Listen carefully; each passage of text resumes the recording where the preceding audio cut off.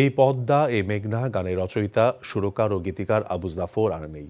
কুষ্টিয়ার কোমাখালীর গ্রামের বাড়িতে জানাজা শেষে তাকে দাফন করা হয়েছে। রাজধানীর একটি হাসপাতালে চিকিৎসাধীন অবস্থায় শুক্রবার ভোরে মারা যান তিনি। বার্ধক্যজনিত নানান জটিলতায় ভুগছিলেন এই সুরকার। রাজশাহী এবং ঢাকা বেতার এবং টেলিভিশনের নিয়মিত শিল্পী গীতিকার ছিলেন আবু জাফর।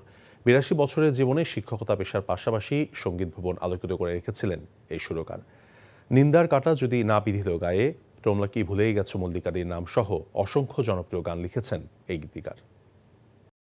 আপনার কি কোনো জব এক্সপিরিয়েন্স আছে? তোর চাকরি দেখা আর আমার কপালে নেই। আমি চেষ্টা করছি, হচ্ছে না, এটা আমার দোষ।